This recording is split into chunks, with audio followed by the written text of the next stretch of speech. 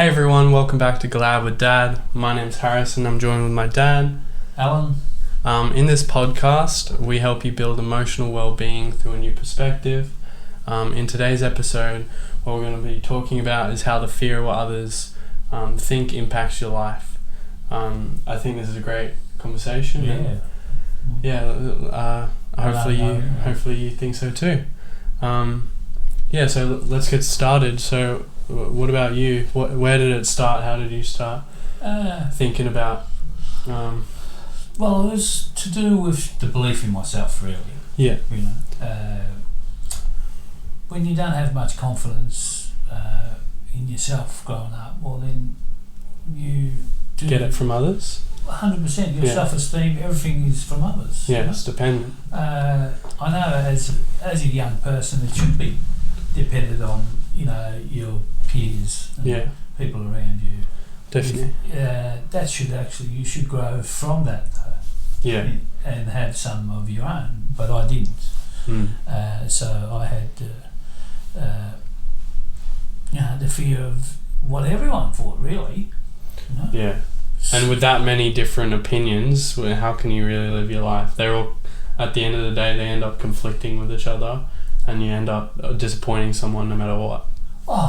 It creates anxiety, really. Yeah. It's amazing the amount of anxiety that is, because like you said, people have got different opinions. And it's like, for me, learning anything new was hard because I needed other people's opinion on what I was wanting to learn. Yeah, and they don't even really know, to be honest. And if it's not important to them, well then they're gonna, give me their opinion. Yeah. Not necessarily their experience. Yeah. As I know now, I value people's experience more than their opinion. Experience is real. They talk about the man with the experience meets the man with the money. And the man with the money walks away from the experience, and the man with the experience walks away with the money. So that's how it seems to go. That's usually how it is.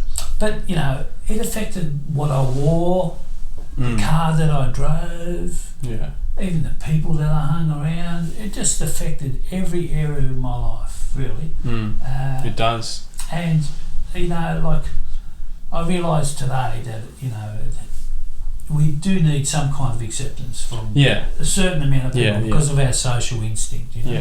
But I don't need everyone. That circle doesn't need to be very big. Just a few close family members, and then a few friends, and maybe a significant other. As human beings too, we like to be accepted on the whole in some form or other. But geez, it run every part of my life. What about you? It was prevalent in some of my earliest memories. It's always been around, and it's something that's like, if you're having to get approval from others all the time because you fear what other people think, so you need approval before you go and do something, it's something that constantly needs to be fueled. Like, you're never gonna have there's never gonna be a time where you don't need to ask for their help anymore, or ask for their opinion, because they get so used to it that even if you're not asking for it, they'll give it to you anyway. So did it inhibit any of you wanting to do anything? Yeah, definitely. It stopped me from learning how to do stuff, because things that I didn't know how to do already, and I had to learn, that put me in a vulnerable space, and where I could be laughed at or picked on or anything like that. So it stopped me from learning how to dance. I wanted to do that. Stopped me from learning how to play sport, because all the other kids that play sport, they would... I had the fear. It's not that they would, because it's never even happened, because I didn't try. I had the fear that if I tried learning this sport, they'll laugh at me if I'm not good. Stopped me from talking to people too. Stops you from so many things. It cripples some people. 100%. The men and women that I've talked to over the years with this actual fear on how much it's impacted their life. It's incredible. I thought it was just me. As I've come to understand, and the more I talk with people, I realise how much it affects pretty much everyone. Really. It's in our instincts to get that approval, so that's right. The fear is created from us wanting that approval. That instinct wanting to be fulfilled. Yeah. 100%, And that comes down to the group that like I'd kind of ask the group kind of what they thought. But I learned quickly not to do that. Because it's more confusing and you end up with more anxiety, in a group session, But I also, if I done it individually within the group, well, if it didn't suit their agenda, everyone's not conscious of this stuff. 100%. Most people aren't, to be honest.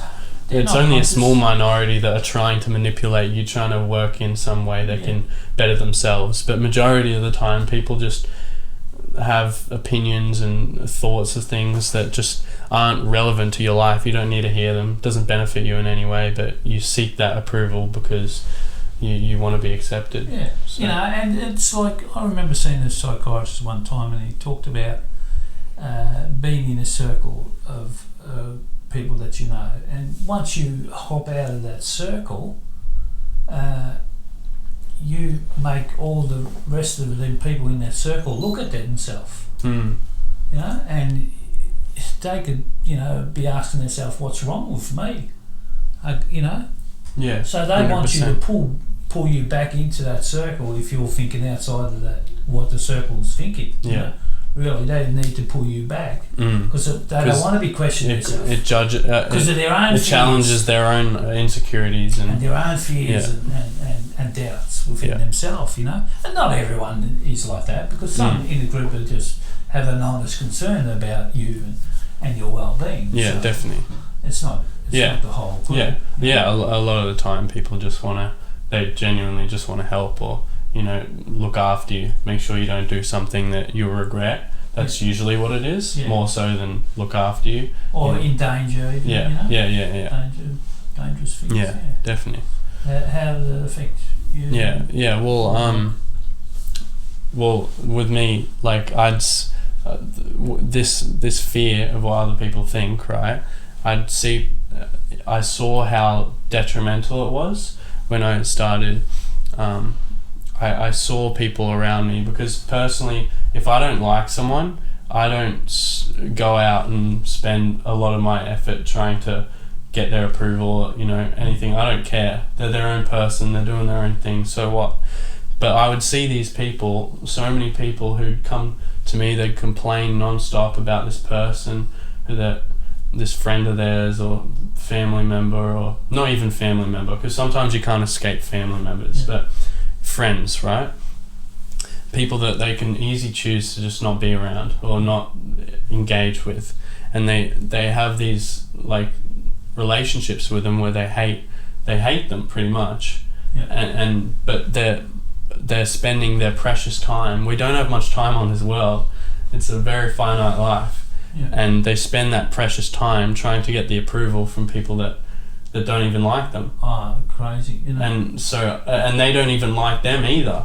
So it's like this big, weird game, like where you're just putting on some front in front of people it's not real, And I saw through that so early on, and I couldn't. That was something that kind of, showed me what it was. But yeah, I was also judged like quite a lot for a lot of different things. I'm a bit different person. Like I dyed my hair pink in high school. I remember it freaking right out. Yeah, you just came home one day and I just had pink hair. But so I just do things like that, and I kind of got to the point where I was getting so many opinions from other people, because I was asking for people's opinions on certain things, that it got to the point where it was too much for me to really do anything that I wanted to do. So I ended up just stop caring, not with every aspect, but personally, like my looks, that's something that I definitely stopped stop worrying about so much, and just started being myself. And as soon as I started doing that, the fear, it dwindled every day until there was barely anything. I still get it every now and again. Yeah, of course, we always will. It's pretty much gone. It's because of the instinct. You know? Yeah, so I just kind of stopped caring what other people thought with how I looked, and that's just one aspect of my life. And already just inside of that one aspect, just my appearance, I've already found so much freedom and so much peace and stuff from that, which I think... Like they say, you know, about people buying stuff they don't need to impress people they don't even like. You know? And I'm the victim of that. Yeah, you know? a lot of people are. You know, yourself, without even knowing I was doing it, which locks you into working your butt off. You know, because you have to have all these stuff. Or because you've you got a mortgage or a loan on something and you have to pay back week by week, and maybe that person that you tried to impress isn't even in your life anymore, but this item, you're still having to pay for it every week. Yeah, you know? Yeah. And it gets to the point like... right out of hand again. Yeah. Right out of hand. 100%. It's dictating your life now. You're not even living your own life. Yeah, definitely. You know? You're living the life that you think other people want you to live. You know? And it's like, they're too busy with themselves. Yeah, they are. Really. Yeah. They want to have an opinion on your life, but really, they're too busy and self-centered to be, you know, concerned about you. Yeah. Really. Not everyone's self-centered. Yeah, but I mean? Yeah, definitely. Everyone's got their own concerns and their own life. Yeah. And it gets to the point where if you listen to what everyone's opinions are on things about your future or how you look or anything, right? If you listen to everyone's opinions, there's so many conflicting beliefs. Some people get so overwhelmed by it, they resort to unhealthy lifestyles, like either going to drugs or other things that won't benefit their life, and even worse cases, it can lead to suicide. Yeah, wow. So it's not it's not something to play around with. Yeah.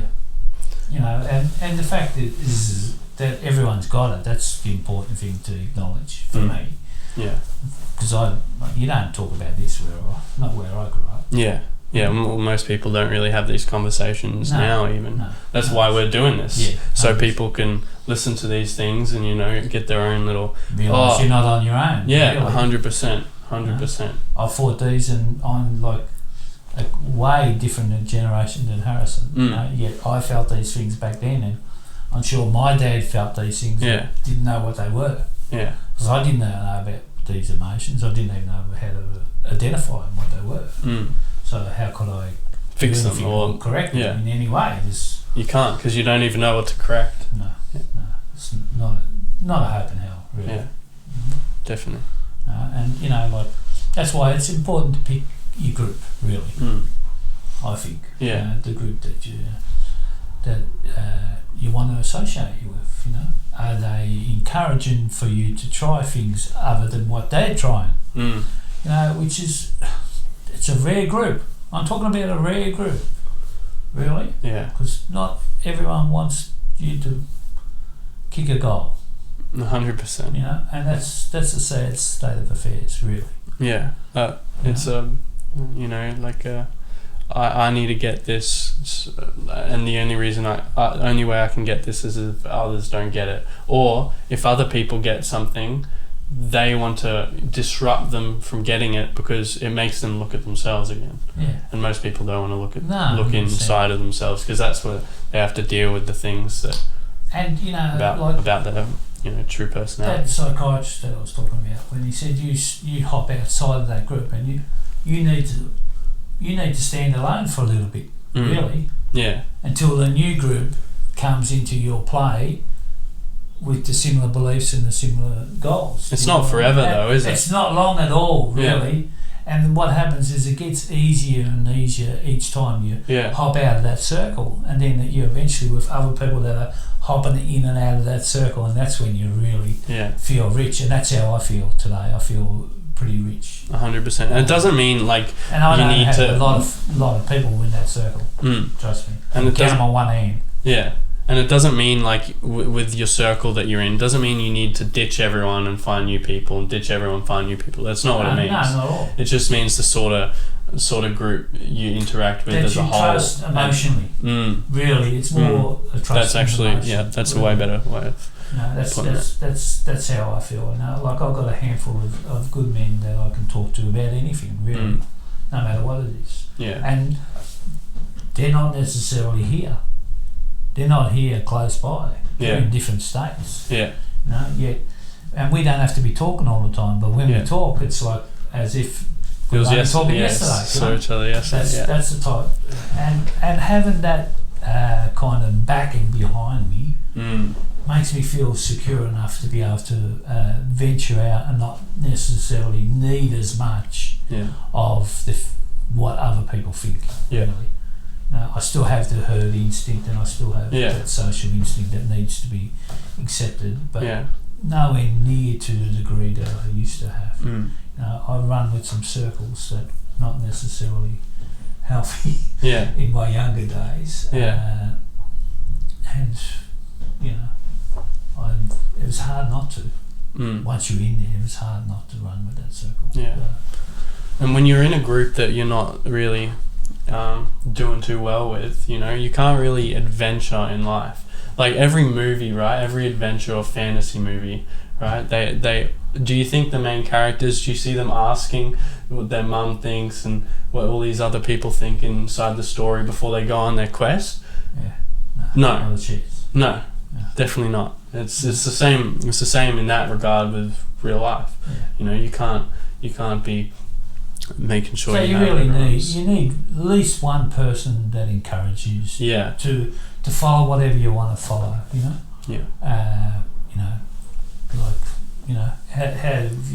do you see that? Well, I was really like with you personally.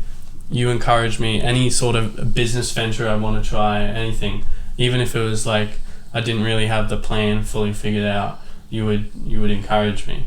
And I've failed so many different things before, but they've all put me in a path, and also on top of that, not just set me in the right direction, but it's also given me the courage to take bigger risks or to stand out on my own for longer if I need to on certain adventures I want to take in my life. And you will. You're not so frightened of being on your own now as a result. No. Being alone doesn't really fear me because I know it's not forever. And I know that I can just use that time to work on myself and figure out what's next. So if you have to stand alone, your energy will attract other people with the similar energy, really. Yeah. If everything works on an energy sort of level. Yeah. That's sort of how it sort of works. Well, so it is. Everything is energy, So, everything's matter is just made up of vibrations that are condensed really close, and everything's energy. So I also think like you have to put things in perspective. So ask yourself, like, there's a few different questions you can ask yourself. Do you like everyone you meet? Answer is no, you don't. So how could you expect everyone you meet to like you? That's right. On top of that, the next question: are you attracted to everyone around you? So this is based on your appearance, or even everyone of the opposite sex around your age. No. So how can you expect everyone else to be the same? Yeah. Another one. Do you think you've had an opinion on something that either that's either in your field or not in your field that's been proven wrong? 100%. 100%. Yeah. So why do you think that their opinion's the be all and all, the true answer? I experience all those. Said. Yeah. Within myself. Those are the questions you have to ask yourself if you want to, because perspective is one of our greatest weapons. Greatest tools.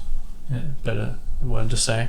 I thought we were stuck. I thought I was stuck. Once I had a certain way of looking at things, I didn't know that you could actually change direction. Really. Yeah. I didn't know these stuff because no one in my circle was ever doing any of that stuff. Really. I didn't know that people had done that. They just changed their mind and went in a different direction. Yeah, definitely. Mm-hmm. Yeah. And just before we finish it up, there's one last thing, right? When people have an opinion on your life, right, it doesn't affect them at all. Their opinion doesn't change them. The next day is going to be the same as the last. But their opinion on you can have a drastic effect on your life. If you let it. Yeah, so if you listen to it. So you have to really be careful of whose opinions you let in. Yeah. Because it doesn't matter, it's nothing to them, but it could be everything to you. Yeah, 100%. Yeah. You know, it can affect your life and what you do and what you don't do. Mm. You know? So hopefully you've got something out of our little chat today. Yeah, hopefully. I think it was a good one. I think we hit some good points. So. And if you have, by all means, like it, share it, comment, and follow us. And we hope to be putting out one every week. So and that all depends on you and your contribution and them 4 little things, really. So. Really appreciate your time. Thanks very much. Yeah, really appreciate it. Hope you have a wonderful day. Leave a comment down below, how this is correlated with your own life, because I'd love to hear it. We both would. 100%. And I hope you have an amazing afternoon, morning, night, whenever you're listening to this. Yeah. Awesome. Cool. Right. Have a good one. Giraffe. Appreciate it.